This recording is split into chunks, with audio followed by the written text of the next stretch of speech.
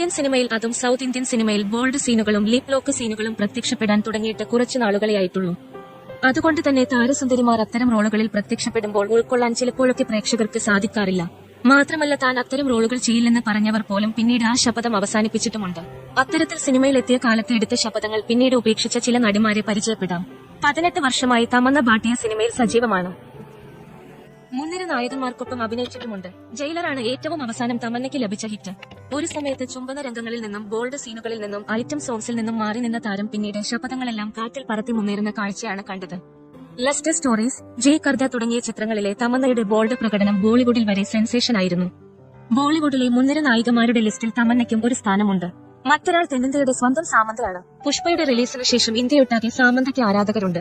നിലവിൽ ഏറ്റവും താരമൂല്യമുള്ള നടിയാണ്. ലിപ് ലോക്ക് സീനുകളിലും ബോൾഡ് സീനുകളിലും സാമന്ത കൂടുതലായി അഭിനയിച്ചു തുടങ്ങിയത് വിവാഹമോചനത്തിന് ശേഷമാണ്. ദി ഫാമിലി മെൻ സീരീസിലും ബോൾഡ് സീനുകൾ സാമന്ത ചെയ്തിട്ടുണ്ട്. പുഷ്പയിലെ ഐറ്റം സോങ്ങിലെ സാമന്തയുടെ പ്രകടനം തെന്നിന്ത്യൻ ആരാധകർക്ക് ഒരു ഷോക്കായിരുന്നു. പുഷ്പ പാൻ ഇന്ത്യൻ സിനിമയായിരുന്നതുകൊണ്ട് തന്നെ സാമന്തയ്ക്ക് ബോളിവുഡിൽ സീറ്റ് ഉറപ്പിക്കാനുള്ള വഴിയും പുഷ്പയിലൂടെ തുറന്നു കിട്ടി. മലയാളത്തിലൂടെ സിനിമയിലേക്ക് എത്തുകയും പിന്നീട് അന്യഭാഷകളിലേക്ക് ചേക്കേറി തെന്നിന്ത്യയിൽ മുൻനിര നടിയായി മാറുകയും ചെയ്ത താരമാണ് കീർത്തി സുരേഷ്.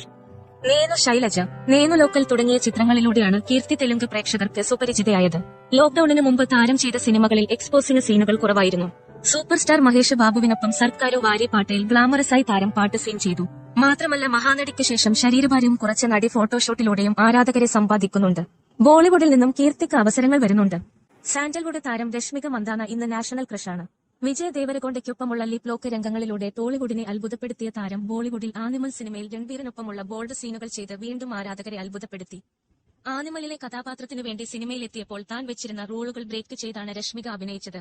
അതേസമയം അഭിനയിക്കാൻ അറിയില്ലെന്നുള്ള വിമർശനം ആനിമൽ റിലീസിന് ശേഷം താരത്തിന് കേൾക്കേണ്ടി വന്നിട്ടില്ല. കാരണം ഗീതാഞ്ജലിയായി താരം അത്ഭുതപ്പെടുത്തിയെന്നാണ് പ്രേക്ഷകർ ഒന്നടങ്കം പറയുന്നത്. പ്രേമത്തിലെ മേരിയായി വന്ന് ആരാധകരെ സമ്പാദിച്ച അനുപമ പരമേശ്വറും ലിപ് ലോക്ക് സീനുകൾ ചെയ്തു തുടങ്ങിയത് തെലുങ്കിൽ അഭിനയിച്ചു തുടങ്ങിയ ശേഷമാണ്. തന്റെ സിനിമകൾ കാര്യമായി വിജയിക്കാതെ വന്നതോടെയാണ് ബോൾഡ് സീനുകൾ ചെയ്യാനും താരം തയ്യാറായി തുടങ്ങിയതെന്നാണ് ടോളിവുഡിൽ നിന്നും വരുന്ന റിപ്പോർട്ട്. റൌഡി ബോയ്സ് എന്ന തെലുങ്ക് ചിത്രത്തിലെ അനുപമയുടെ ലിപ് ലോക്ക് ഏറെ ചർച്ച ചെയ്യപ്പെടുകയും വിമർശിക്കപ്പെടുകയും ചെയ്ത ഒന്നാണ്. ഫ്രീഡം അറ്റ് മിഡ്നൈറ്റ് എന്ന ചിത്രത്തിലെ നടിയുടെ പ്രകടനവും ഏറെ ശ്രദ്ധിക്കപ്പെട്ടിരുന്നു. കുറുപ്പാണ് മലയാളത്തിൽ അവസാനമായി അനുപമ ചെയ്ത സിനിമ.